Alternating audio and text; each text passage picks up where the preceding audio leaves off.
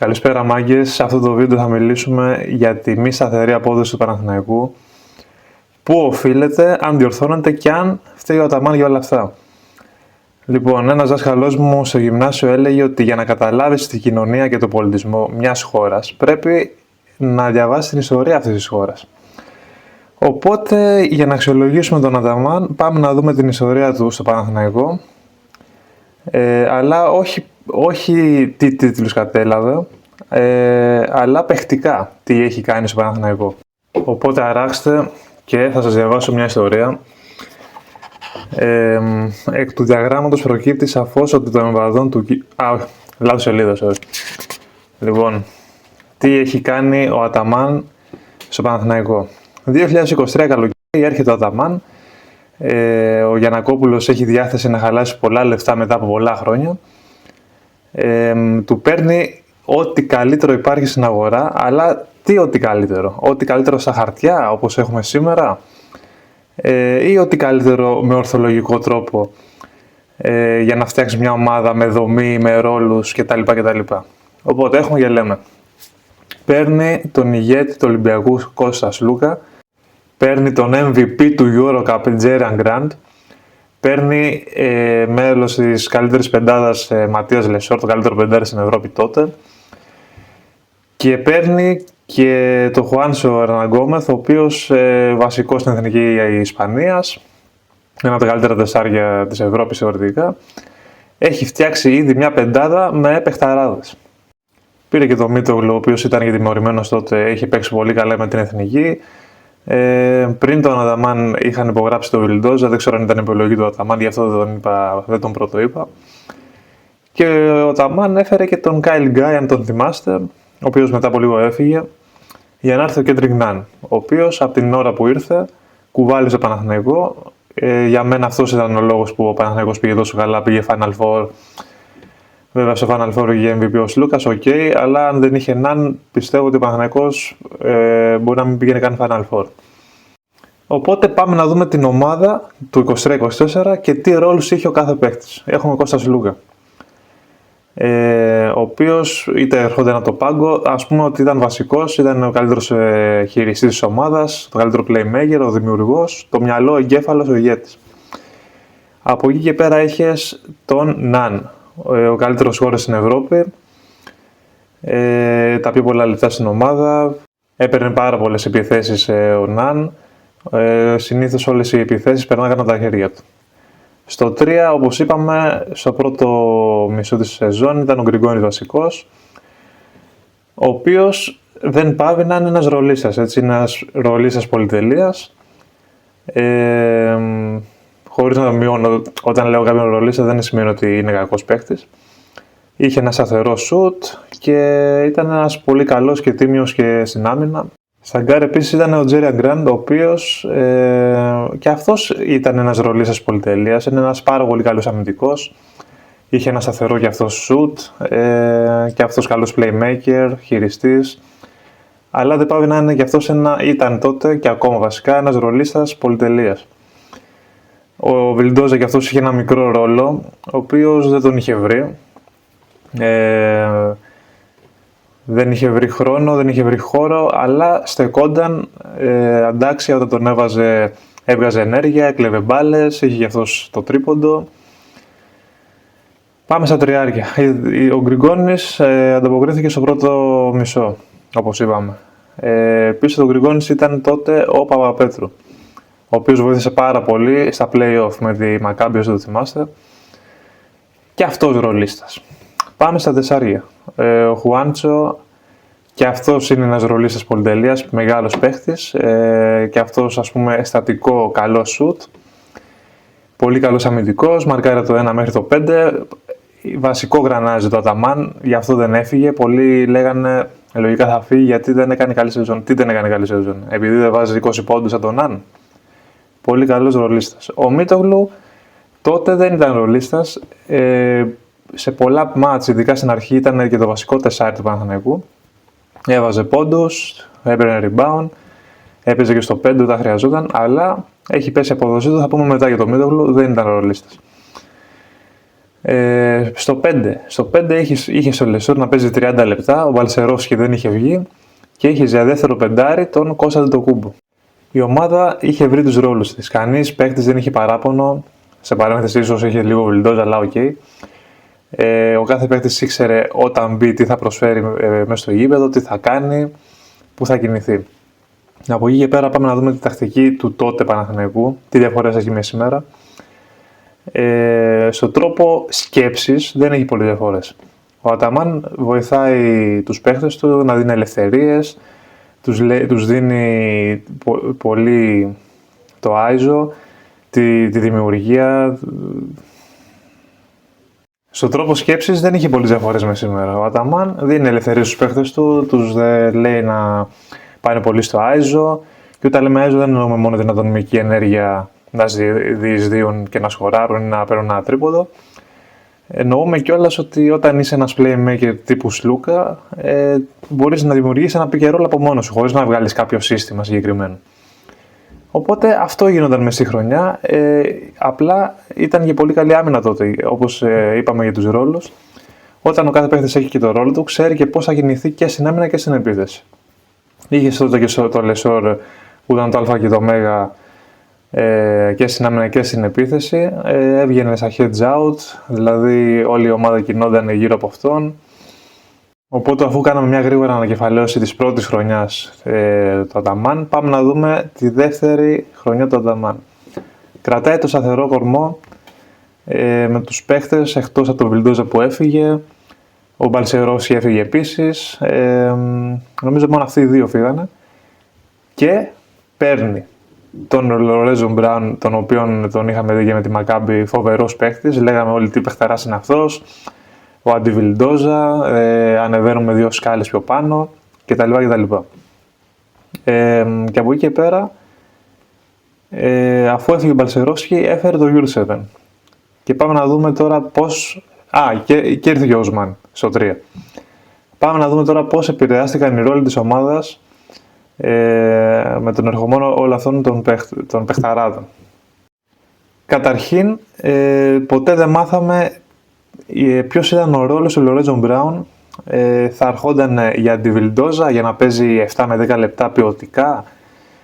Θα αρχόνταν για να παίζει πιο πολλά λεπτά και ο Σλούκας, αφού θα μεγάλωνε ένα χρόνο, θα πήγαινε 35 χρονών, θα πρέπει να παίζει πιο λίγα λεπτά. Λέγαμε οκ, παιχταράδες είναι, θα τα δούμε στην πορεία αυτά πώς θα γίνει, ο Αταμάν ξέρει. Έχουμε λοιπόν επίσης και τον Οσμάν που ήρθε στο 3. Ήρθε η τελευταία μεταγραφή των Οσμάν, μετά την ανακοίνωση του Φουρνιέ έφεραν τον Οσμάν. Τώρα αυτό ήταν σαν απάντηση στον Ολυμπιακό ή ήταν επειδή όντως χρειαζόταν ένα τριάρι εκεί πέρα. Είχαμε τον Γκριγκόνης και τον Παπαπέτρου. Αν δούμε και την ιστορία πιο μετά, αφού ο Παπαπέτρου σταμάτησε τον μπάσκετ την επόμενη χρονιά, λέμε οκ, λογικό να το έκανε, γιατί ρε φίλε, ο Γκριγκόνης είναι καθαρό τριάρι, ο Παπαπέτρου δεν παίζει καλά, θα σταματήσει τον μπάσκετ όπου να είναι, πάρε ένα φοβερό τριάρι που είναι ο Οσμάν. Ωραία. Και ο ερχομός του Γιούρτσεβεν είναι παιχταράς, έχει στον Αντετοκούμπο για δεύτερη-τρίτη λύση, και αντί να φέρεις ένα πεντάρι να παίζει 15 λεπτά, ας πούμε, να είναι ένας παίχτης τύπου Γκάμπριλ, ας πούμε, που ήρθε πιο μετά.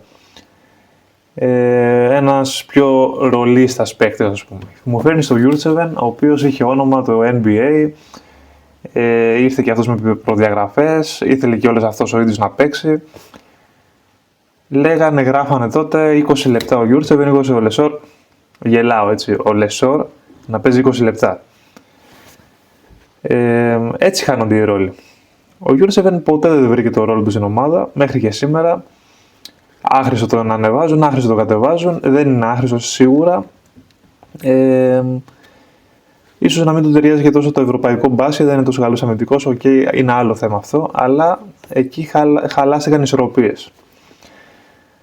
Πού χαλάστηκαν αλλού ισορροπίες? Στον ερχομό του Οσμάν, όταν ήρθε ο Οσμάν, δεν πήγαινε καλά, ο Αταμάν επέμενε, τον έβαζε συνέχεια, λέγανε όλοι τι βίσμα είναι αυτός, το βίσμα του Αταμάν, γιατί δεν παίζει ο Παπαπέτρου.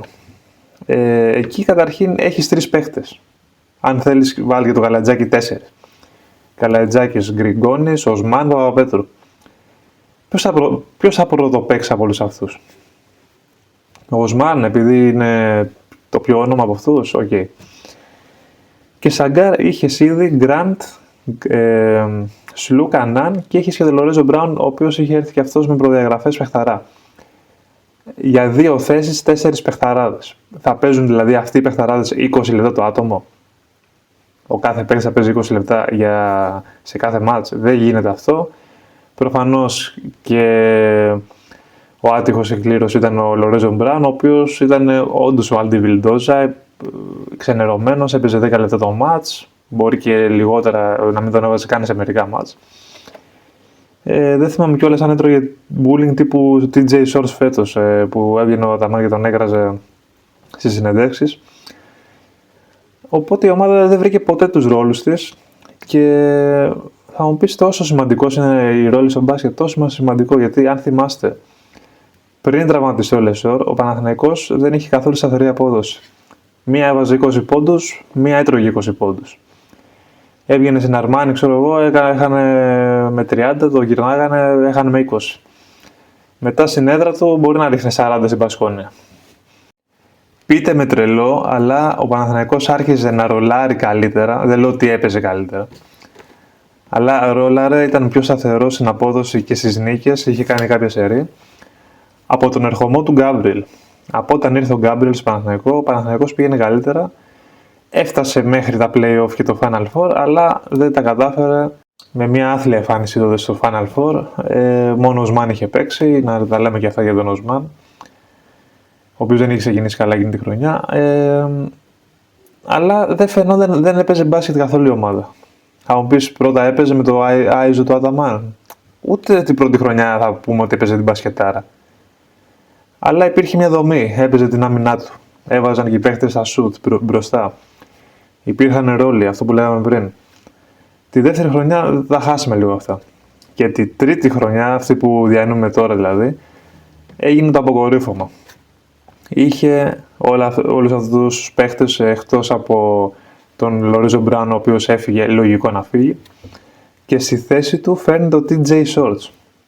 Δηλαδή, ένας παίχτης ο οποίος παραλίγο να βγει MVP πέρσι, έρχεται στην ομάδα και όλοι λέγανε «ΟΚ, δεν γίνεται να μην βγει». Δεν βγήκε ο Βιλντόζα, δεν βγήκε ο Μπράουν, δεν θα βγει ο TJ Shorts, ο παιχταράς. Εσείς θα μου πείτε, έχει βγει? Εγώ δεν θα πω κάτι. Ο Παπαπέτρου σταμάτησε το μπάσκετ, άλλο τριάρι δεν πήρες, καλύτερα που δεν πήρες. Έχεις τον Οσμάν, ο οποίος ανέβηκε 25 λεπτά σταθερά. Του αρέσει και όλος ο Αταμάν να παίζει αυτό το small ball στην περιφέρεια με τα 3 γκάρ. Ανέβηκε και ο Σαμαντούροφ από πέρσι, οπότε ούτε 4 χρειάστηκε να πάρεις. Λες, εντάξει, άμα δεν τραβέω Μίτογλου θα βάλουμε Σαμαντούροφ. Έχουμε και τον Χουάνς ο οποίος έχει ανέβει. Μια χαρά είμαστε.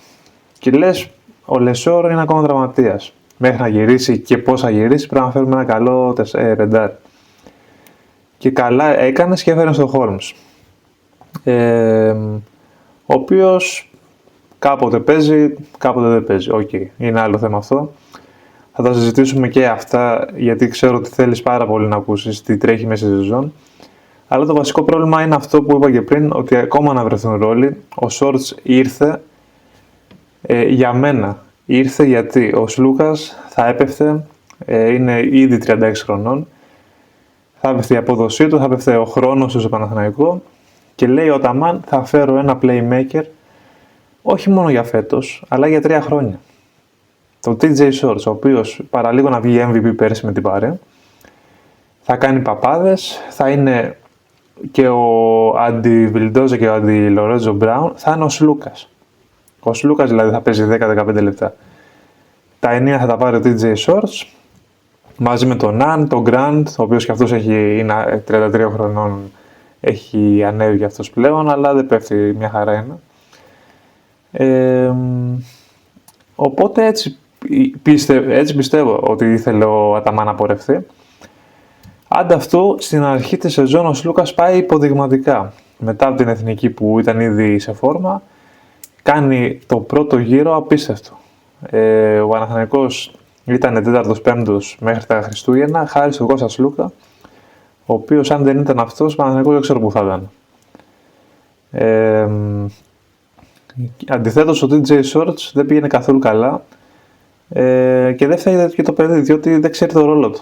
Δεν ξέρω ότι αυτό το meeting που είχαν συζητήσει τότε με τον Αταμάν και είχε κάνει μια ματσάρο ο DJ Shorts στη Παρί και στο γήπεδο της Real τότε, και από τότε έχουμε τον ξαναδούμε να κάνει ματσάρα. Δεν ξέρω και τι ρόλο μπορεί να βρει σε αυτήν την ομάδα ο DJ Shorts. Δηλαδή, εκτός ότι είναι κοντούς και τον σημαδεύουν όλες οι αντίπαλες επιθέσεις, αυτός ο παίχτης δεν ξέρω αν ταιριάζει στο Παναθηναϊκό. Είναι ο Σλούκας, είναι ο Τολιόπουλος, είναι ο Γκραντ, ο Ναν. Μιλάμε για όλα τα γκάρ του Παναθηναϊκού. Ο πιο ψηλός πρέπει να είναι ο Σλούκας 1,90, 1,91 πόσο είναι. Και φέρνει στον DJ Shorts, ο οποίος είναι 1,75. Δηλαδή δεν μπορείς πλέον να παίξεις τη συστηματάρα που έπαιζε ο Αταμάν με τα 3 γκάρ που πιέζανε παντού. Ο Γκραντ έπαιζε στο 3. Πώς θα το κάνεις τώρα, ποιος θα κάλυψει το Shorts? Ο Λεσόρ, ο οποίος είναι τραυματίας, ή ο Χόλμς που είναι πιο αργός και από τη γιαγιά μου, ή ο Μίτογλου θα παίζει στο 5 και καλά έχει σούτ, έχει τρίποντο, βγαίνει έξω να σουτάρει? Ποιος Μίτογλου τώρα, που είναι και αυτός αργός? Οπότε φέρνει ο Αταμάν. Ξέχασα το Γιούρσεβεν, εντάξει, δεν χρειάζεται να πω κάτι. Φέρνει ο Αταμάν και τον Φαρίντ, ο οποίος είναι ένας αθλητικός, 36 χρόνων και αυτός. Λες στη φάση, κάνει ένα μήνα φοβερό. Ο οποίος Φαρίντ είναι πολύ καλός, πιστεύω, για 10 λεπτά. Δεν μπορεί παραπάνω. Οπότε τι λείπει στο Παναθηναϊκό αυτή τη στιγμή? Γιατί τώρα θα μου πεις ποια είναι η λύση για όλα αυτά. Όταν δεν έχεις σταθερή απόδοση, όταν πας και κερδίζεις τη Φενέρ εκτός έδρας, την Ρεάλ εκτός έδρας, λες πω τι ομαδάρα έχω. Κερδίζεις τη Ρεάλ, ανεβάζει ο Γιαννακόπουλος, turning point, πάμε παιδιά δυνατά, κάνουμε σερί. Πας στη Παρτιζάν, χάνεις με 20 πόντους, πας ξέρω εγώ με την Αρμάνι χάνεις 20, μέσα στην έδρα σου, με τη Βαλένθια, μέσα στην έδρα σου, χάνεις με τη Βίρτους. Όχι στην έδρα σου, στην Ιταλία. Πολλά κακά παιχνίδια, φοβερά σκαμπανεβάσματα, πολύ πιο πολύ από πέρσι. Πέρσι βγήκες 4ος. Πήγε σε Final Four τετράδα. Ο Παναθηναϊκός ήταν 3ος νομίζω, στη regular season. Φέτος πού θα βγει? Και όπως βλέπουμε στη βαθμολογία, είναι τυχερός που κι άλλες ομάδες δεν πάνε καλά. Η Χάπολ έχει πολλές συνεχόμενες ήττες, 4 νομίζω. Η Μονακό έχει και αυτή 4 συνεχόμενες ήττες. Έχουν πέσει κάποιες ομάδες, γι' αυτό ο Παναθηναϊκός είναι εκεί. Αλλά πρέπει να προβληματίζει η εικόνα. Δεν είναι ότι έχουν χαθεί, που λένε κάποιοι καταστροφολόγοι, βγαίνετε και λέτε μαλαγίες. Προφανώς δεν έχει χαθεί κάτι, αλλά με αυτή την εικόνα, ποιος πιστεύει ότι θα αλλάξει κάτι? Θα πάει ο Παναθηναϊκός στα play-off με μειονέκτημα και θα πάει Final Four με αυτή την εικόνα? Οπότε το μόνο που μπορεί να αλλάξει είναι να φέρει ένα καλό πεντάρι, γιατί τα πεντάρια είναι άθλια. Ο Χόλμς πιστεύω είναι καλός για δεύτερος. Ο Γιούρτσεβεν δεν υπάρχει παίκτης Γιούρτσεβεν. Κάθε φορά που είναι να λήξει το συμβόλαιο κάνει κάτι ματσάρες για να τον κρατήσουν και μετά πάλι σέρνεται. Πώς τον έχει κοροϊδέψει αυτός ο άνθρωπος στον Αταμάν, επειδή είναι Τούρκος, τον συμπαθεί, τέλος πάντων. Και ο Φαρίντ είναι αυτό που είπα, είναι για να παίζει 10 λεπτά, να δίνει ενέργεια, ούτε αυτός είναι καλός στην άμυνα. Και από εκεί και πέρα στα τεσσάρια έχει τον Χουάνης, ο οποίος είναι πολύ καλός, αλλά από πίσω είναι ο Μίτογλου, ο οποίος έχει να παίξει μπάσκετ 2 χρόνια. Ο Σαμοντούροφ δεν έχει το σώμα να αντεπεξέλθει με αυτά τα κορμιά στην Ευρωλίγα ακόμα, είναι πολύ μικρός, 20 χρόνων δεν είναι, πόσο είναι. Οπότε θέλεις και ένα τεσσάρι και ένα πεντάρι. Θα ήμουν υπερβολικός να πω ότι θέλεις και γκάρ, γιατί με το DJ Shorts που δεν έχει ταιριάξει και δεν θα βρει το ρόλο του ποτέ στην ομάδα. Δεν ξέρω πώς θα βγει, αλλά επειδή τον έχεις χρυσοπληρώσει 2,5 εκατομμύρια πόσο για 3 χρόνια, δεν θα γίνει αυτό, οπότε θα πορευτείς μέχρι το τέλος της σεζόν με DJ Shorts. Αυτό είναι. Εν κατακλείδη, ο Αταμάν δεν πρέπει να φύγει, δεν θα αλλάξει κάτι αν φύγει. Αυτός είναι έκτη στην ομάδα, αυτός φταίει. Αν είναι να φύγει, θα φύγει στο τέλος της χρονιάς, αν δεν έχει πάρει τίποτα. Απλά πρέπει να φέρει ο Γιαννακόπουλος 2 παίχτες που έχει τη θέληση να το κάνει και θα δούμε τι παίχτες θα φέρει.